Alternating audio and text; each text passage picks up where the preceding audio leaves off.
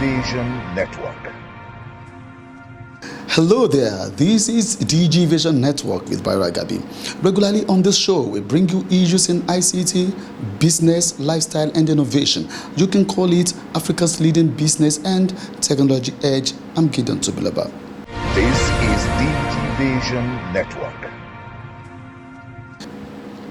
If you really want to stay informed with trending issues in ICT, business, lifestyle, and innovation, then all you have to do is subscribe to our YouTube channel, www.youtube.com/DGVisionNetwork. This channel houses everything you're looking for in these areas. Don't also forget to follow us on all our social media handles displayed on the screen, as prizes are also available to win. We are in the month of October. Yes, I know you are aware. But do you know the month of October is usually Cybersecurity Month? That's why for today and in other editions for this month, you'll get to see lots of reports on cybersecurity. So in this edition, we have a special report on the need to be more security conscious whenever we are online doing one business or the other. Plus a special interview with a tech expert, Daya Defela, who speaks to our reporter Mojisola Labi on emerging technologies and its impact on Nigeria's social economy. On our top 5 segments, Princely Momodu gives us the top 5 technology advancements in sport history. These and many more, but first, let's catch up with the trending issues and developments that made news during the week. Infrastructures, digital platforms, digital financial services, digital entrepreneurship, and digital skills. These are the 5 pillars on which Nigeria can build on before the government can reap the benefits of digital transformation. These are the thoughts of Remi Afon, President of Cybersecurity Expert Association of Nigeria, during the just concluded Cybersecurity Nigerian 2021 hybrid conference with the theme, The Future of Cybersecurity in Nigeria's Digital Transformation.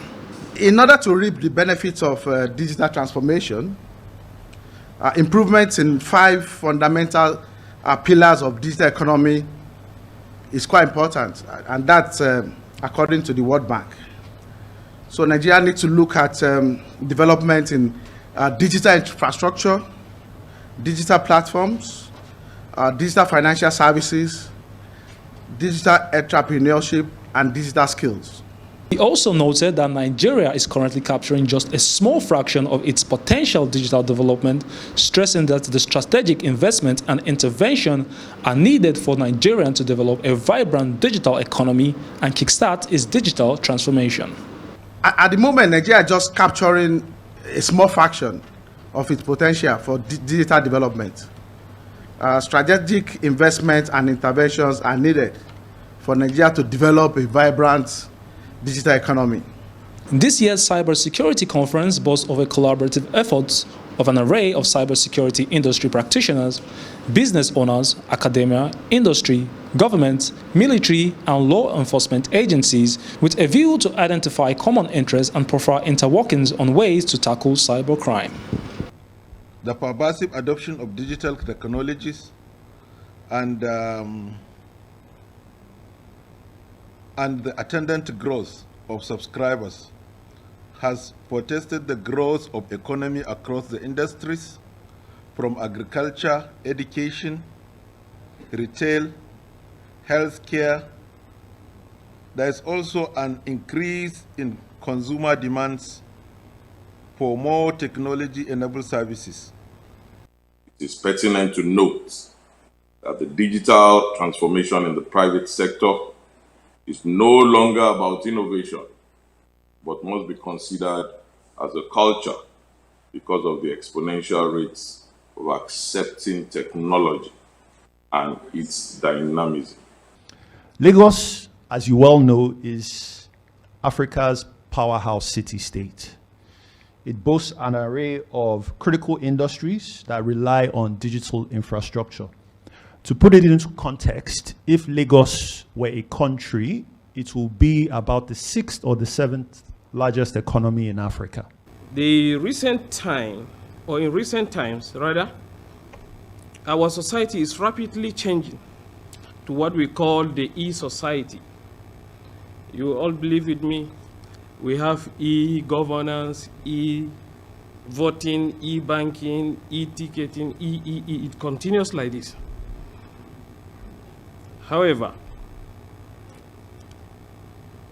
the society is increasing relying on the internet and other tools to engage in communication and conduct of business activities, among other benefits. However, this development has made our e-dealings vulnerable to cyber attacks and negative consequences of security threats.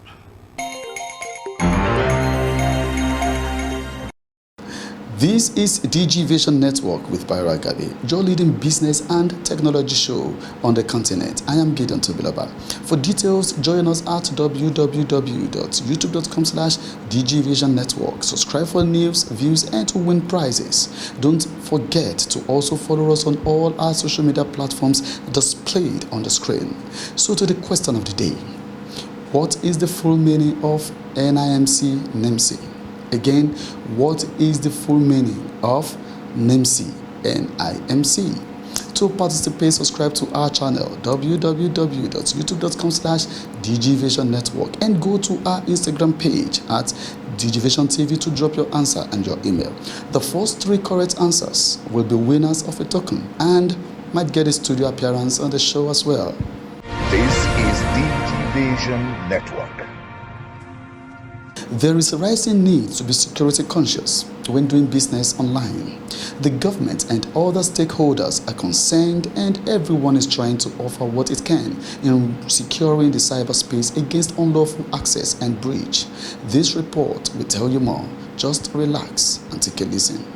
October is Cyber Security Month, and protecting your data these days is more important than ever.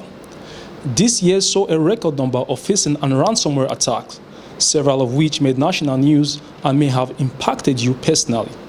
But how do these attacks happen, and what makes them successful? Digital transformation came in at a point in time where nobody expected it to happen. So cyber criminals took advantage of that fact that people are not aware, people are not ready to be able to actually protect themselves. So one major thing that was there, which was a very significant part of cybercrime, was phishing attacks. Phishing attacks, people get to be sent links, enticing them to click on something or to install an application onto their laptops or their systems, and hackers take control over the system entirely, either by locking them out, which we see as ransomware, or by taking over their computer networks and being able to use that to infiltrate into their systems, their emails, or even exfiltrating data, very crucial data. So cyber criminals took a lot of advantage of that. Cyber risks are present in everything we do, whether work, shopping online, spending time on social media, or using services from your banking provider. Cyber criminals are always looking to exploit sensitive data for monetary or political gains. 95% of security breaches are caused in part to human error, hence you are the first line and most effective defense against their actions. Many times, simple precautions taken by you can prevent breaches or identity theft. One of the key things government can do is create policies that drive the right behavior, policies and frameworks that drive the right behavior, begin to organize stakeholders around the key issues in cyber safety. I think there's been a good head start with that. I mean, we've had the cybersecurity strategy launched by the president himself, which is a good sign. That strategy basically, charts a roadmap for the next 5 years of what Nigeria should do in a bid to enhance the cyber safety. But beyond individuals, there is a larger role to be played by the government to combat this seemingly uncontrollable phenomenon of cyber threats. The Cyber Crimes Prohibition and Prevention Act 2015 has a significant impact on cyber law in Nigeria.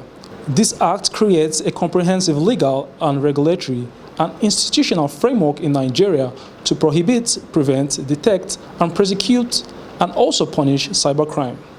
But as cyber criminals continue to evolve, becoming more savvy in their attempts to lure people into crimes, the law must keep up with the pace in order to not be found wanting to the bane of cyber attacks. Technology moves exponentially. And in fact, there is a famous quote by Barry Green out in Singapore.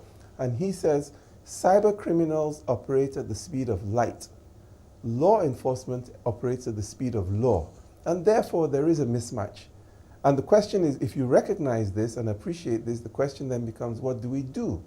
And one of the things we need to do is to make sure that our law enforcement and regulatory agencies need to be a lot more proactive. But also, in terms of developing the legislation, it's not about developing a legislation that's rigid and specifically tackles an issue, but legislation that empowers the regulator who can issue and adjust the regulations and guidelines from time to time as necessary in order to cope with this velocity or increasing pace of new types of activities and particularly crime.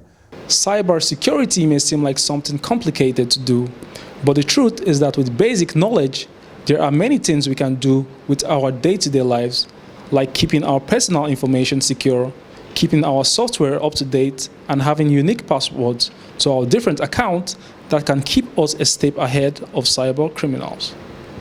Hello, I am Bayero Agabi, welcoming you to this new ride, a digital ride that takes you into the lifestyle experience of innovation, tech impact, and new business frontiers. This is DG Vision Network. On a weekly basis, we keep you well informed of developments and trends. Now the tech ecosystem is impacting politics, business, public and private enterprise management, plus how the new digital life can transform your business. I am Bayero Agabi. Join us. That's a special report on securing Nigeria's cyberspace against unlawful access. You are still watching DG Vision Network with Bayero Agabi. For details, log on to www.dgvisionnetwork.com, or better still, subscribe to our YouTube channel, www.youtube.com/dgvisionnetwork. I am Gideon Tobiloba. Up next is Celebrity Techno. Today, a very interesting, funny, and multi-talented personality is on the show. I know you can't wait to know who it is. Don't worry, sit back and enjoy this interesting segment, Celebrity Techno.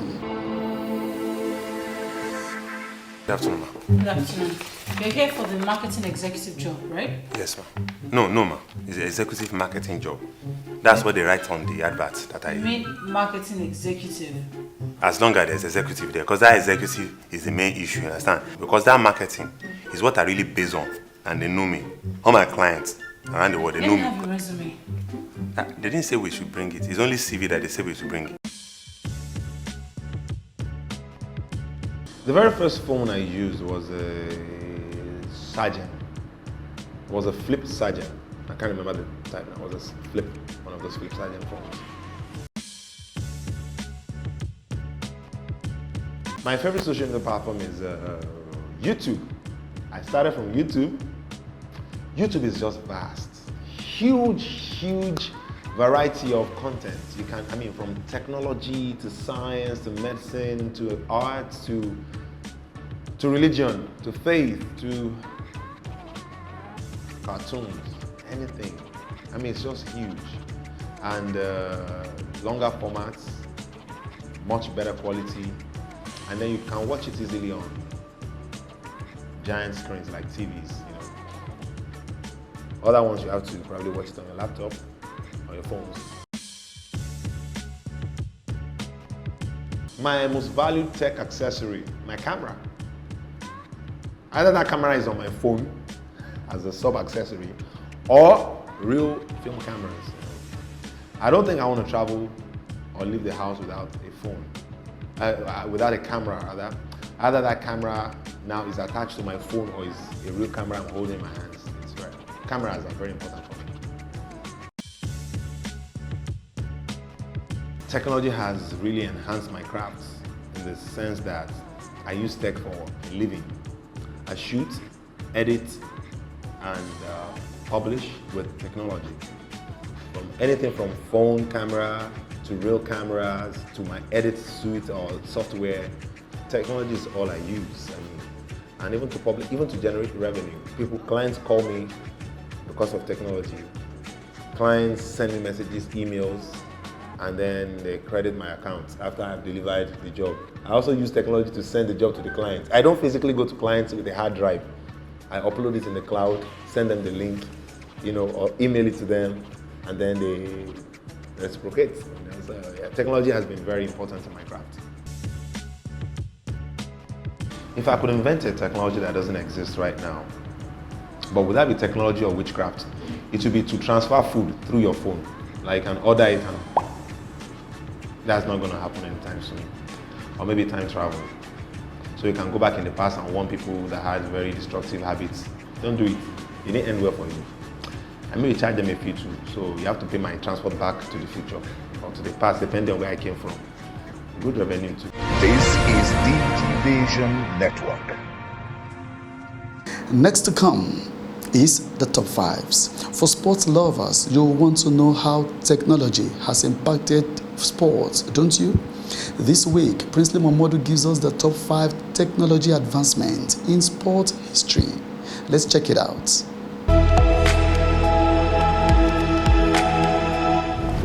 Hello everyone, welcome to another edition of Top 5s. I am Princely Momodu.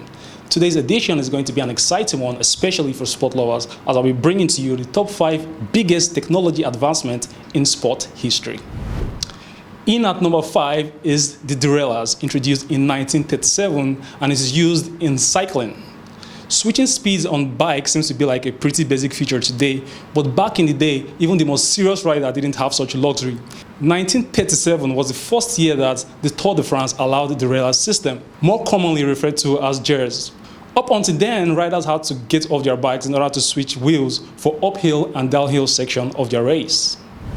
In at number 4 is goal line technology, introduced in 1993, used in sports like cricket, hockey, tennis, and football. Well, football was criminally late in adopting goal line technology, but the National Hockey League has been on top of the innovation since 1993. By using an overhead camera, referees can consult instant replay to decide whether or not a ball crossed the line or not. Now, this is a crucial determinant in the outcome of a game. Number 3 is KERS, or the Kinetic Energy Recovery System, introduced in 2009 and used in Formula 1 racing. The Kinetic Energy Recovery System is an automatic system that recovers wasted kinetic energy. It works by collecting all the heat you build up, hitting the brake, and then storing that power to boost acceleration later on. Basically, it's like saving your mushroom for the finish line when you're playing Mario Kart. Mario fans will know what I mean. Number 2 is lighter and flatter track shoes, introduced in the 1950s for track and field sports. The changes to track shoes has been subtle over the years, but even the smallest addition can help when the difference between first and last can just be few seconds.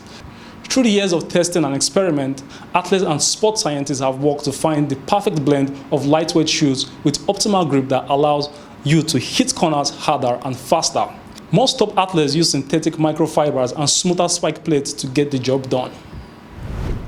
And to number 1 on the list of top 5 technology advancements in sports history is the instant replay used in sport like NFL, basketball, hockey, and football. Instant replay has not only influenced how we watch a game at home, but it has also changed what happens on the field, swinging decisions on scoring and influencing countless of outcomes. That's it for the top 5 technology advancement in sport history. Hope you enjoyed it. For more, head on to our YouTube channel, www.youtube.com/DigiVision Network. That's all for now. Bye.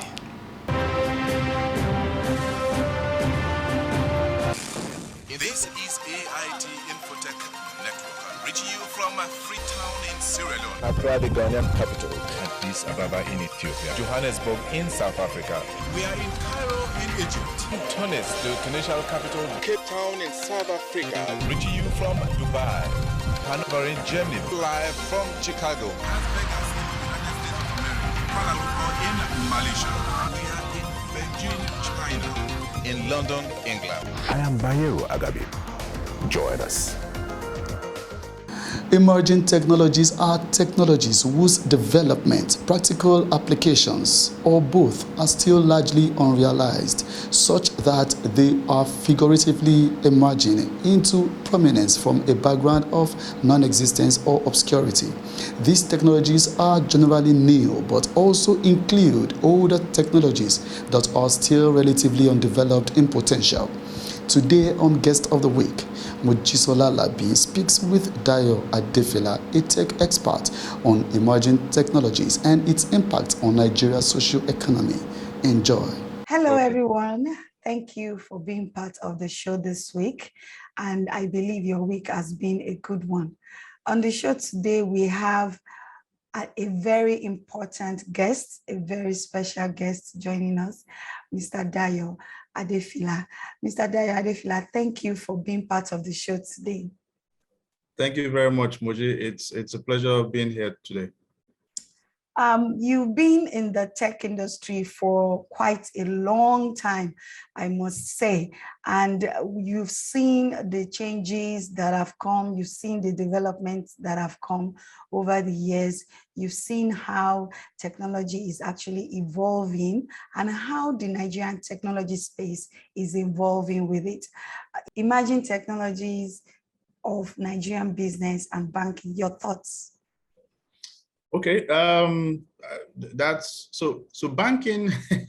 Banking is kind of I won't say standalone, because banking is a very interesting, unique aspect of it. So what emerging technology really, what tends to come to mind, quickly thinking about banking will be things like use of artificial intelligence, right? From a data point of view, using it to really create a better understanding of what your users are doing and how do you use that to then improve your service to them, not to milk them more, or to improve the service to them, So when we say financial inclusion, there's still so much to be done in that aspect. And then financial inclusion also, we often forget insurance when we're talking about financial inclusion. We always focus more on access to loans, access to bank accounts. How about insurance, right? That is something that is actually meant to help people even better, especially in our environment, right? But not much is talked about there. Other aspects of emerging technologies and their impact, will be on business. So still a lot will be, data, AI, machine learning, right? If you look at supply chains of conglomerates, right? The global supply chain now, is kind of, upside down. People are still trying to fulfill certain orders from early last year just because of, how the pandemic affected. So there's a lot of opportunities in how some of those technologies are used, right? But I'd like to talk about some other industries like health, for instance, right? There are things happening now where, where people are using, drones, for instance, drone technology to deliver blood transfusions, from this, from the cities to, rural areas, and solving problems that ordinarily people would just die for lack of that kind of stuff. People are using it to carry oxygen tanks to places. Look, I had a cousin, last year, who was in a hospital, and he was in a coma, so he was on oxygen, right? And sometime, towards midnight, the oxygen ran out, and there was no more oxygen in the whole hospital. So he didn't make it. Wow. He didn't make it. Something as simple as that. He didn't make it. That's guy's future gone like that.